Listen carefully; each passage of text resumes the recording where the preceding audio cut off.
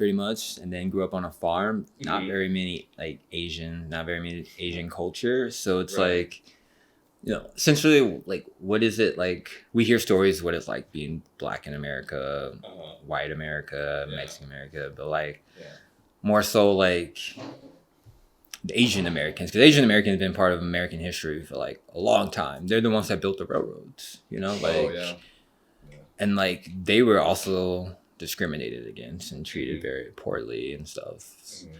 But like, I think it's important to like hear that like point of view, hearing like, because you've been to like Taiwan, not like some of the like the differences of like culturally and whatnot between like Western and Eastern, because like especially like Western philosophy, Eastern philosophy is very interesting to me. So I would love to like know more about just Asian Americans. I feel like I don't know like that much because I was like clueless for a lot of the times when I went traveling, so I didn't really pay attention to like the regular Asian culture. I was more like just looking at all the touristy stuff, just trying to have a good time or like partying or drinking. So Well, I mean, how is the partying? Is it like similar to like American parties or? Yeah, pretty much the same. Maybe not as rowdy. I would imagine. Not as belligerent. Yeah. Still the same. People just drink a lot and then try to have a good time.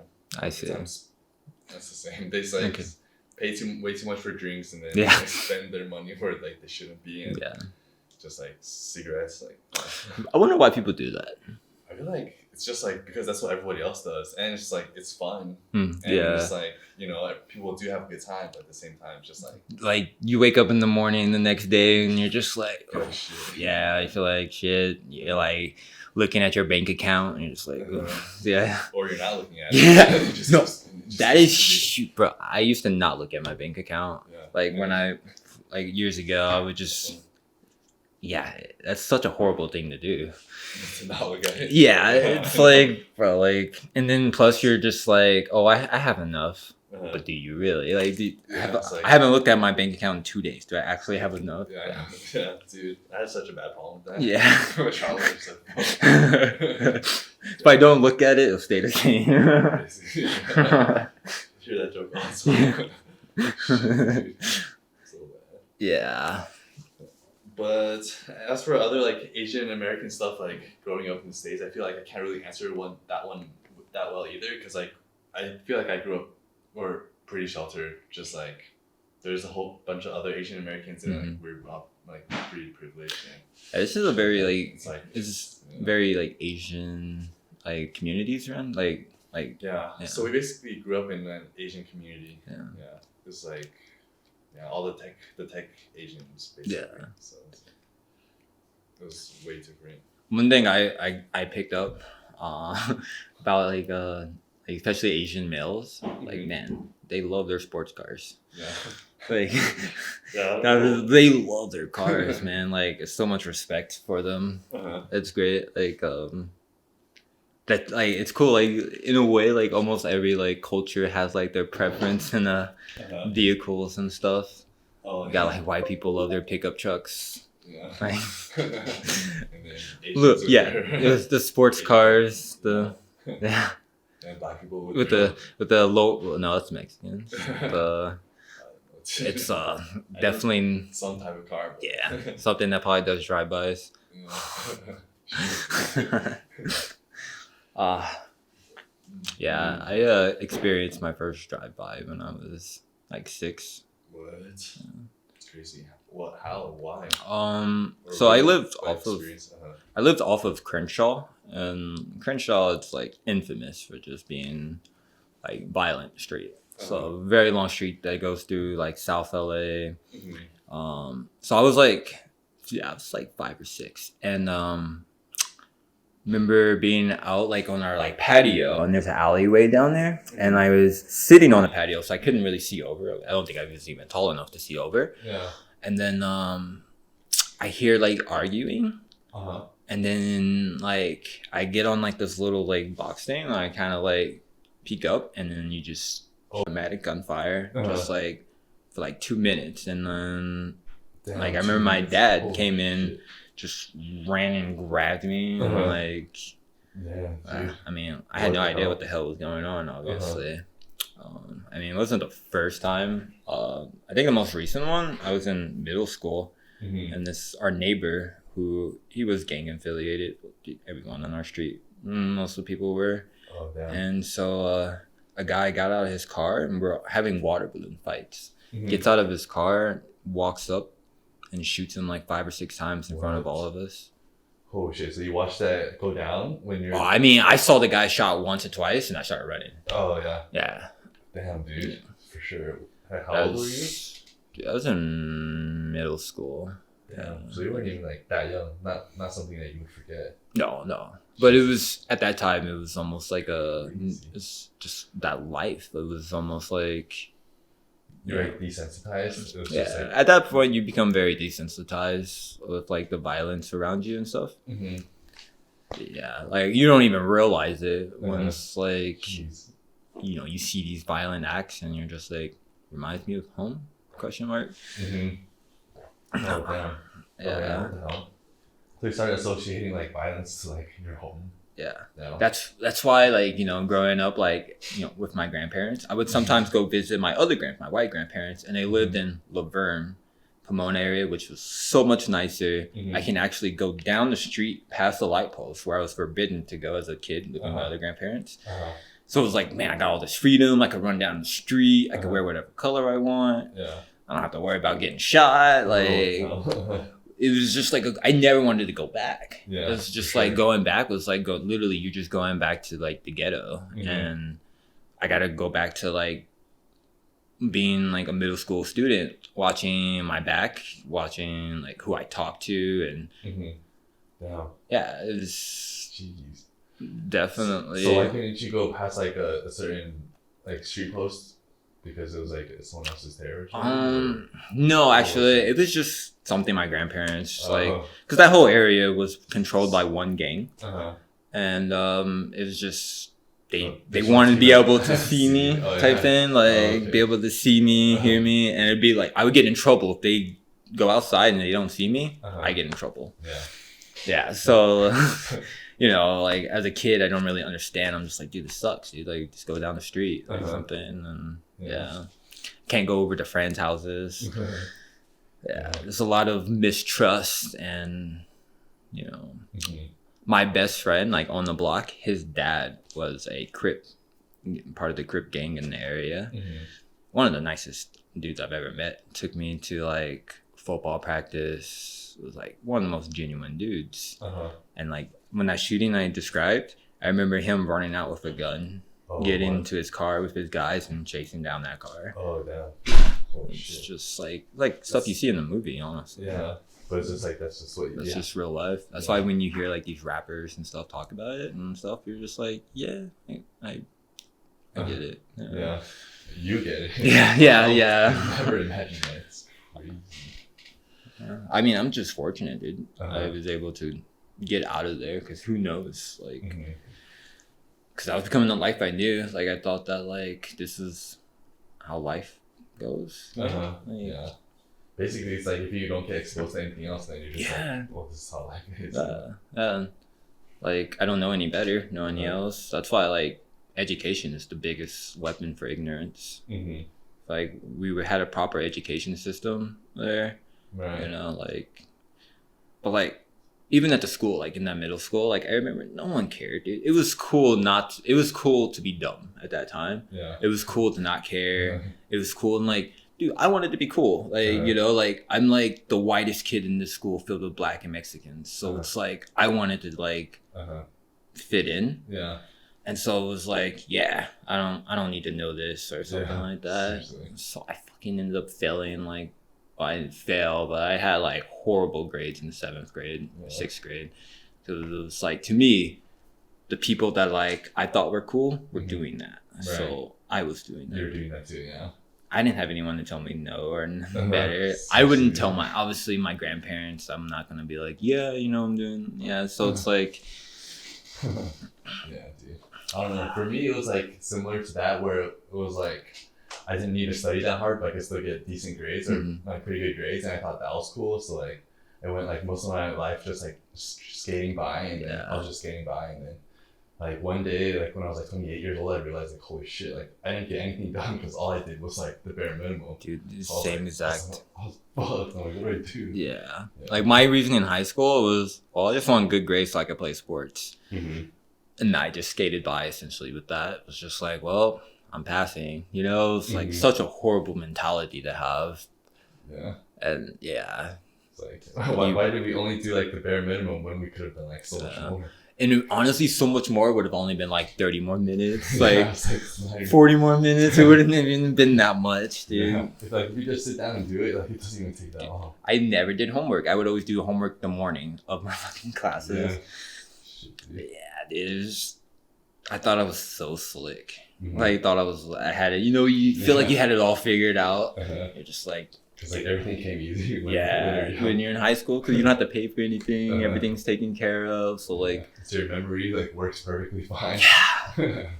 Right? You think that you're gonna live forever type thing. Like you're just like indestructible. Yeah.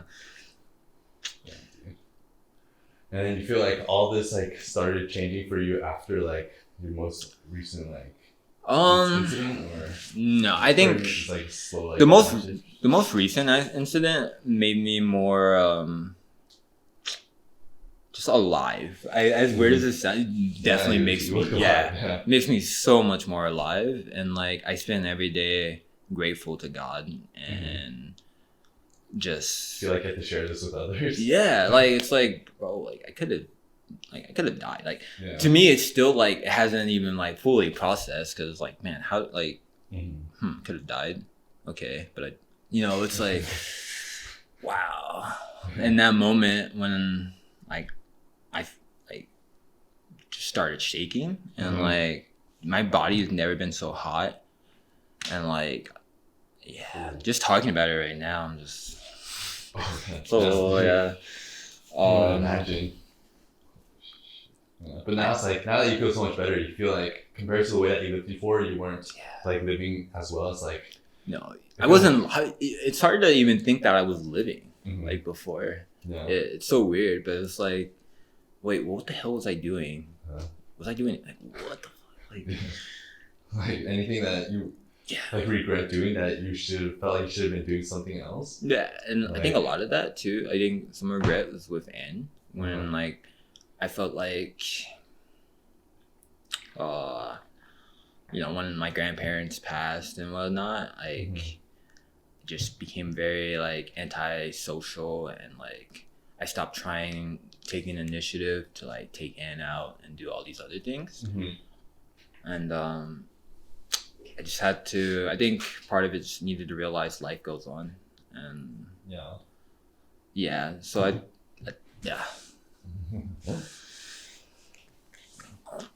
I mean, like, what about stuff like you used to like games, like video games or some shit, like something like you spent like a lot of your time doing? Like for me, I used to drink a lot and travel. Oh, okay. And it's like looking back, that's like all that was like a waste of time. Like, yeah, I had a good time, but like my bank account's like empty. And, like, I spent way too much time browsing Reddit.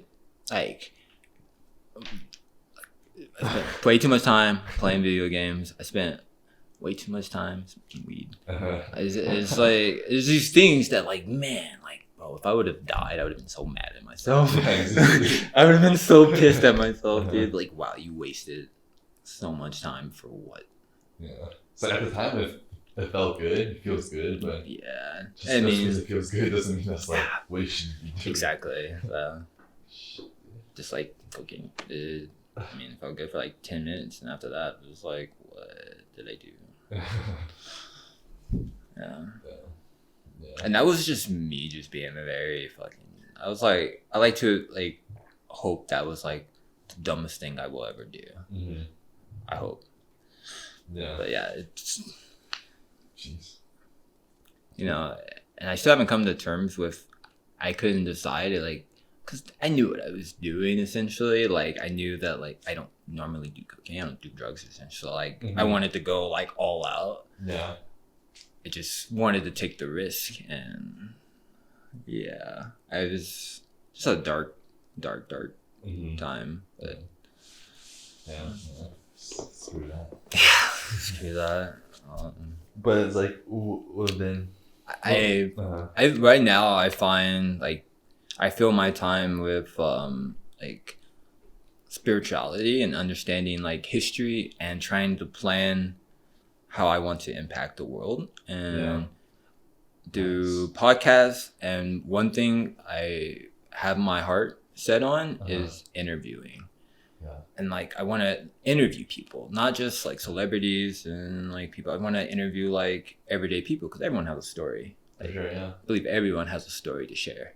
So it's like, why not? Like, why not ask someone, like interview them and see what they have to offer to the world. Yeah. Nice. Damn, that's great. That's exactly what I want to do. Yeah. No, you've helped like plant that seed when you told me about that. And I was like, when did I say that?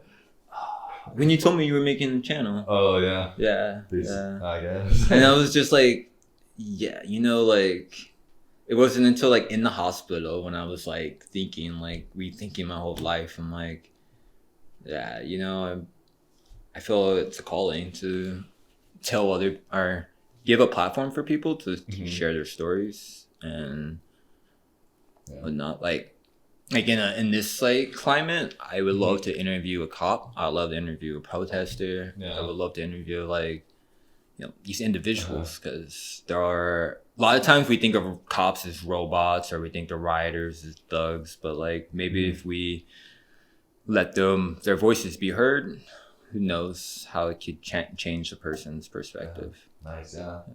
I think we really need that right now. Yeah. Like, in what kind of setting do you see like this happening? Like, you going Any out setting. there? Yeah. And just, like, I would put the camera and just like, oh, yo, yes.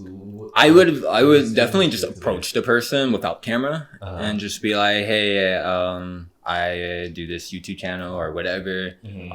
Interview, I interview people, want to hear their stories and, certain political environment or whatever. And just pretty much I want to ask their permission first. I don't want to just run up with like a camera in their face and stuff. So like, 'cause I want them to feel comfortable because like I'm going to be asking them questions and hope they can feel comfortable enough to like tell me. Sure, so that would be, And the great thing about it, it doesn't really require much. It's just a little bit of courage, which I feel like I'm lacking a little bit because I'm a little antisocial a bit. So I'm just I have a really hard time with that too. Yeah, so I'm like, a little bit. Yeah. Courage. So like any setting, like you go out and ask them, or even in like a more controlled like environment, like just like this. Yeah, exactly. Yeah, I think that would be great. Just going, hearing, like Joe Rogan does a fucking wonderful job doing what he does, but like I want to, in a way, show these people who aren't rich or famous or aren't like experts in their like field or study, but they definitely have information to share. Everyone has a story. How this person feels or whatnot, about the political climate. And I think I've been really trying to practice while watching like podcasts and watching Joe Rogan ask the questions that he asks and watching like Duncan and like I'm studying these guys essentially, trying to understand their thought process and how they ask questions and how they interview. So that's what I've been doing like last few days, really kind of scanning through and trying to put myself in like Joe's shoes and be like, so this is why he's asking, and like that's some good insight. I think like because I want to do this too, so like but I never thought about actually like going and like analyzing them and like trying to understand how they like conduct the interviews because that'd be really good for me because I want to give interviews too. So like what type of interviews would you? Basically probably the same as yours, but then I guess the main takeaway would be about like helping people. So just like someone's story and then how could this like help someone else like that's going through like the same situation or like about to. So it's like I also would love to get two people of opposing views to sit and talk. I mean, there are people who do that, but like, I think that's just something I also want to do as well. Yeah. Get like a Trump supporter, Bernie supporter, and like I want to ask the questions, and like I want to ask questions that bridge them together and make them realize that they have a lot more in common than they do in difference. I think that's I mean, you could for sure get that going. Yeah, like, yeah. Like once you start posting a little bit, I'm pretty sure people will like be down to like. That's because like I told Anne, like, yeah, you know, like I'm super happy, like this is what you want to do. You want to record like videos and whatnot. Like I will hold you accountable. And, like this is what I want to do, and like yeah, and so you know I'm waiting just very soon. Like this is the perfect time to do it. Like because some people need it the most. Yeah. So I've been trying to like convince Stephanie to like quit her job and just like work on stuff related to this because she wants to do the same thing. She wants to do that too? It's essentially, yeah. But she's just like scared to admit it because it's like it's hard to do. It's so hard. I'm actually like worried about Anne. She's like you're really enthusiastic and it's like it's great and all, but it's just like to help Anne to actually do it too. It's like it's so hard. It is. It is a little bit. I can tell. I've been thinking about this for like a long time too, and it's like taking me this long to. Because like you actually came today and then you're actually like down and talking, you want to do the same thing. That we're actually getting this going. But like, without you, it's just like fuck. I would sit on my hands for like a few more weeks before like I get anything like this. I mean, it's like what they're saying, dude. Like you know, like you emit like positive energy, like good vibes, and like I hope to do the same. And like if you have like you know people like where I heard this quote: 2 minds on one thing is better than 1 mind on one thing. Yeah. So like, you know, when you have 2 people working on the same goal, it's more likely to, you know, happen the way you want it. For sure, yeah, dude. Like right now, I think it would be perfect to go like downtown San Jose and like. What you gonna be there like tonight or something? No, tomorrow night maybe. Just do it before you start. Yeah. Like, I don't know. Your goal is like talk to one person or something. Like because that's what I've been doing, like kind of practicing with Anne with this podcasting is like I'm trying to ask like questions like to have Anne explain things verbally so she can hear it and so that like you know I can like get a better understanding of things. So that's one of the reasons why I suggested her and I like do a podcast because secretly it's one way for her to communicate to me without communicating to me. So nice. It's like I got you. For sure, like harder than it sounds to like to communicate your thoughts. I feel like people don't really communicate their thoughts enough, so it's like when people ask, it's just like I think hard time because like getting it out. People feel vulnerable too, exposing like their thoughts or their dreams or their goals. Because like no one wants to like share their dream and goal, and then someone be like, "Oh, well, you know," have someone add like their negative like input or energy to it. It's like, thanks. Nice.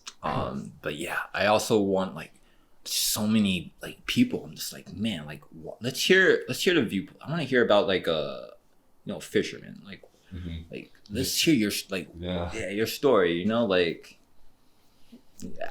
like and it's great because like for me the way I've thought of it is just pick a target, research a little bit about like what they do, what it is, and then just find the right person and then and just talk to them. Yeah, and then just have my questions and just hopefully just create a very like a Kevin Hart, Joe Rogan experience, you know, where create a very like positive video for people. So it's like when people see these videos, they're like, oh, it's Kevin Hart, like these big people who have accomplished so much and done this so much. I want to bring someone so more people can relate to. Like, not saying people can't relate to Kevin Hart at all, but you can put yourself in their shoes more so if they're like, you know, store manager or, you know, police officer almost. Like, like, I don't know. Like the protesters are probably angry or like they're probably stressed about their own lives, or they're impacting their own lives, and it could be very well the same for the officers because they're well, their job is literally like calming you guys down, so they're not having fun at their job. Yeah. Or they shouldn't be. No, well, that guy was. But it shouldn't be having fun. But yeah. Well, I mean, like with everything, you have some bad and some good. Mm-hmm. So, but if they actually, we could see them, we could relate to them then. Yeah. And help ourselves along. Yeah, it's like one reason I want to interview cops is so to show people that they're not just robots. You know, like I grew up in a community where they hated cops, and I grew up hated cops without even questioning why I hated cops, just because everyone around me hated cops. So like cops, I guess, you know. But then actually, you know, speaking with cops, it was actually one of the coolest moments. A while ago, I saw a cop walking from El Polo Loco, and I was walking past him. I was like, "Have a safe day, sir," and he totally took him off guard. And he was like, stopped. He was like, "Thanks, you too." And it was just like, you know, sometimes it's all like, you know, the officer probably was having a bad day. Maybe he's driving around and people flipping him off, and like, you know, it's like. Yeah. You don't know what these people also go through. Like, yeah, there's bad cops. Well, there's also bad priests. There's bad politicians. There's bad, like, everything. Yeah. And I think as soon as we get past, like, understand polarity, then things become a lot more simpler. Yeah. And you're able to, I guess, accept, like, that, like, bad things are going to happen. Because without bad, there is no good. Right. And vice versa. So nice. Yeah, for sure. Yeah. Right. So I don't know what's the next step for you. We should. Well, right now we have this. We have like one recording right now, and then so the next is just like set something up and actually like upload content. Would you be down? Like, yeah. Sure, okay. Yeah. Or we could get something like more. Yeah, of something. Yeah, that looks better or. Yeah, or I guess a script or a topic going so we can be more focused. Yeah, like that's what have like a topic, and so it give us like put our focus more on one thing instead of like all over the place trying to figure it out. Yeah. So just like some preparation. Yeah. Shoot. So, I mean, if I was to interview someone today, I wouldn't start with a cop or like something. I would want it to be like just kind of a normal like. A person trying to just get warmed up to the feeling of doing it. Yeah. Who would be simpler. Maybe like it's like a fireman or a paramedic. A paramedic would be cool. Understanding like what they went through with this whole COVID thing, what they think about the COVID thing. Oh yeah. You know, things like that. Like, you know, and I want to ask about like. You know, like, for example, like, you know, there's conspiracies, like the whole pandemic thing and stuff like that. And I want to also ask, like, medical professionals, because, like, in that video, like, there were medical professionals saying, like, wait, why are they telling us to do this? This is actually counterproductive. Right. And I feel like there's a lot of mixed information going out, like, if this is helpful or not helpful. So, like, yeah, I think... Maybe medical personnel there's a lot of riots and stuff. Like stores are being looted, small business owners, like, you know, like they want to be heard. Their fucking whole life was just ruined overnight. Yeah. Like they deserve to be heard. For sure, yeah. They deserve to be heard. Yeah, that's crazy. That's what happened to my grandpa. He was a barber and actually owned his own barber shop off of Crenshaw. And then the Rodney King riots happened in '92 and burned it down. Jeez. Yeah, and he was unemployed ever since. Holy shit. And so my grandma was struggling raising me. And So fucked up. Yeah. They destroyed a black man's business. Senseless. Yeah. Black people destroyed a black man's business. Like, is that the justice you wanted? Yeah. How do you think like they could get their voice or like their message across like better or like clearer? Who? The protesters, the peaceful protesters that actually want to make a change. you have to. I think numbers and organization, like the Hong Kong protests, are so like amazing. How coordinated they were, how organized they were. They weren't destroying their businesses. They weren't like Hong Kong is a perfect example, in my opinion, on how to protest. They like. I'm sure you're talking about the same Hong Kong, like because it turned violent towards the end. That's true. I guess I'm thinking more in the beginning, like with like because it did become very violent. You're right. I honestly brain fart on that one. It did become very violent. But like the organization, I guess, is more so like these protests, the rioters, like they don't seem organized whatsoever. Just a lot of just shouting and yelling and like I don't see any organization. I think in this time, just being passive is the best thing you can do. Like more destruction is just going to equal more destruction. Like eye for an eye. Like just can't give them a reason to yeah. It's like the same thing why gang violence was such an issue. It's like, oh, you killed my cousin 2 years ago. Now I'm going to kill you. You killed my uncle. I'm going to kill you. Like, it's like, it'll never stop. It doesn't stop. Yeah. And so like any escalation of conflict is just, it's going to destroy so many people's lives forever because people can't like think rationally. And it's kind of hard to think rationally though when you have tear gas thrown at you, cops shooting at you. It's like, So in a way, I get it, but destroying your communities, I think the protesters need to have a very what's the word I'm looking for? Tight restriction on people causing violence. Like. Need to remember the purpose of the protest. It's because of George Floyd. Like the guy, we all seen the video. It's horrible. That should be the purpose of the protest, not fucking stealing brand new Jordans from Foot Locker. Like that. What is that? The rioters and the looters just using this as an opportunity to just go mess shit up. Yeah, and it's destroying the protest. And I follow like Middle Eastern politics a lot. So we like Syria has been in a civil war for like 10 years now. One of the most like deadliest conflicts in the 21st century, the worst humanitarian crisis, very horrible.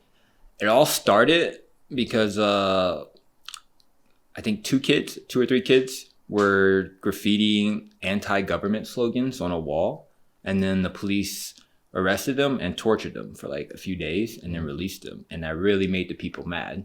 And in response, the government decided to shoot at the protesters and then turned the protesters, who were doctors, students, normal people, into rebels.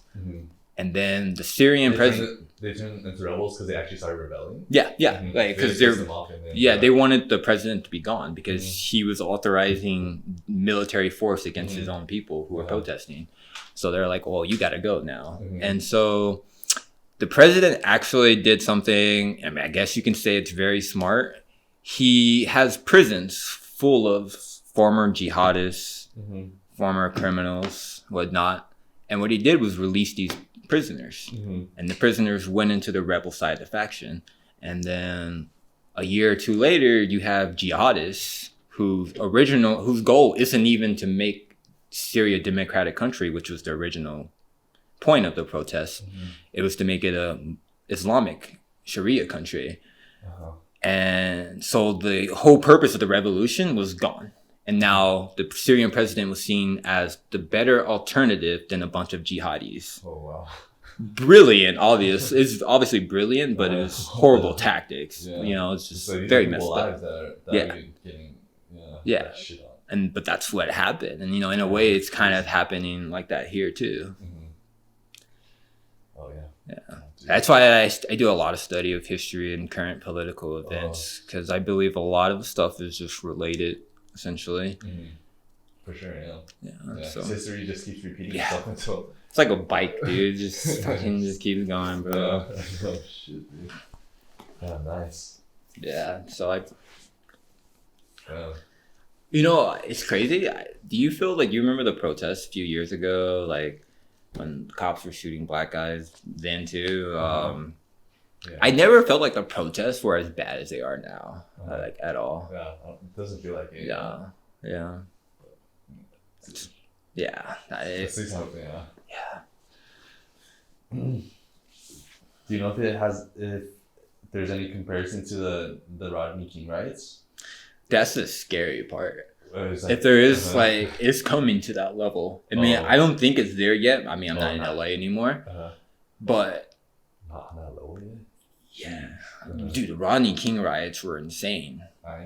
Yeah. Oh my gosh, dude. I mean, I watched a documentary on it, and I'm just like, there are white guys driving in trucks being pulled over and getting beat to death by black mobs. There are looters trying to loot Korean stores, and they're on the rooftop shooting at the people. People are actually dying. Yeah. And it's just like complete anarchy. And then the National Guard, or no, the Marines come in to the city, and I guess there was some like altercation between protesters and like the police, and the military was there as well. Yeah.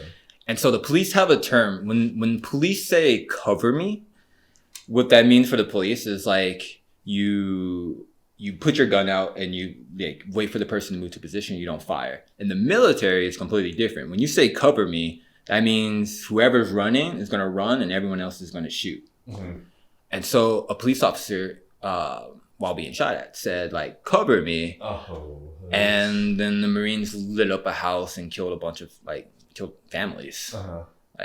You know, that's, and in a way it's not their, it's such a hard thing to say, but it's like, that's what they did, what they were trained to do. Right. Unfortunately, it's horrible. Oh, shit. But it's like, yeah, that was the Rodney King riots. And like people were so pissed off about that all hell broke loose. Oh yeah, it's just, there's a documentary on Netflix on it. What's it called? LA 92, something like that. Yeah, and watching it was like, bro, I've walked down the street so many times. Like, what that happened there? Wow. Yeah, I believe this has definitely the possibilities of reaching that level, which is completely scary. Yeah. Because the police aren't as armed as they were then as they are now. Police are hella armed. They look like an extra military, honestly. In 92? No, now. Oh, yeah. Like back then, like the police weren't armed like they are now. Oh, yeah. And so it's like, actually in Louisville, I read this morning a cop was ambushed and killed. Oh, what? Yeah, like it's becoming very like unstable. And then you have our leadership, our president literally turned off the lights of the White House in the midst of all the protests. Yeah. And it's like, what does that mean? Like, and he's inciting violence on Twitter and saying the looters will get shot, or people protesting at the White House, we'll sick dogs on them and use ominous weapons. Like, what the hell? That's what the president's saying? Yeah. That's what he said on Twitter, bro. It's like, bro, grandpa's off his meds, dude. Grandpa. Crazy. Yeah. It's like, this is the guy who we're supposed to look to in these times. He has not come out with a speech, no like announcements, just on Twitter ranting. Like, he's off his meds. Yeah. It's like, dude, like, just how are you president? And then you would think, oh, Joe Biden, But Joe Biden said something that will turn me off of him forever. When he was talking to some guy, and he was like, if you ever have to wonder who to vote for, if you don't vote for me, you're not black. He's talking to black people. He's saying if you vote for Trump, then you're not black. Yeah. Like, bro, like you actually said that. Like, wow. That's probably one of the most racist things I've heard, actually. Like, dude, it is. Yeah. Like, he says that on video. I was like, dude, this must be fake. No, it's real, of course. Like, so it's like, dude, you can't tell me that our country is not as it used to be, because you're telling me that of all these qualified people in our country, you're gonna put fucking Cheeto in chief in there, and then Joe Biden, who has like a history of like being weird with women and like saying stupid stuff like that. Like these two people out of everyone, bro, put Joe Rogan in. I don't care. Like someone, someone who we like feel can complete a coherent sentence. Something. It's like that's. I mean, I'm not into conspiracy theories all that much, but I do believe that there's, how much power does our government really have? Like, who's really in charge? Yeah. Because it doesn't. There's no way. Seriously. There's no way. Yeah. It's like let's put a monkey as president. Probably, Yeah. You follow like a subreddit for the protests? Is there where do you get all your news? Bay Area. Bay Area. There's a Bay Area subreddit. Bay Area subreddit. Yeah, it's all over Reddit. If you just go to like popular or all, it's just like sometimes I can't do it because it's just so much like negativity. It's like I can only watch this so much, but I think But there's a ton of stuff on there for regarding. Yeah. Okay. Lots of it. Some stuff I'm like I could have lived without seeing that. Like there's a lady not involved in the protests whatsoever, looting. She had groceries coming home and got shot in the eyes by the police. What? Like she's bleeding from it. It's like wow. Like her life is totally different now because of all of this. Yeah, dude. Losing one eye. It's huge. Yeah. Damn. Alright. Yeah, that's America right now. It's quite the it's quite the place right now. The whole world's looking at us and scratching their head. Like seriously, I wonder what like other people think in other countries think. I saw on Reddit, and there was like a Canadian who was like, "Yo, what the hell is going down there?" I know. Like you guys went from COVID to Civil War in like 2 weeks. Like what? Yeah. And we'll be back to COVID. Yeah, go back to COVID, and next thing you know, aliens, Godzilla, who knows? Honestly, at this point, nothing will surprise me this year. You guys have like an intro or outro yet for your podcast? No, but we just have our motto right now. Like every day gets better and better. Every day gets better and better. Yeah. Nice. Yeah. All right, something else to work on, I guess. Yeah, exactly.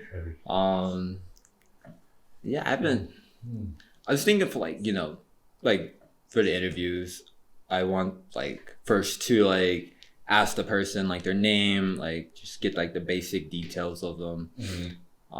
Ask questions, kind of like I don't even want it to feel like an interview at first. I want it to feel like we're just having a conversation and I'm just generally interested about you. Yeah. And like, so like, I feel like I would get a lot more genuine answers.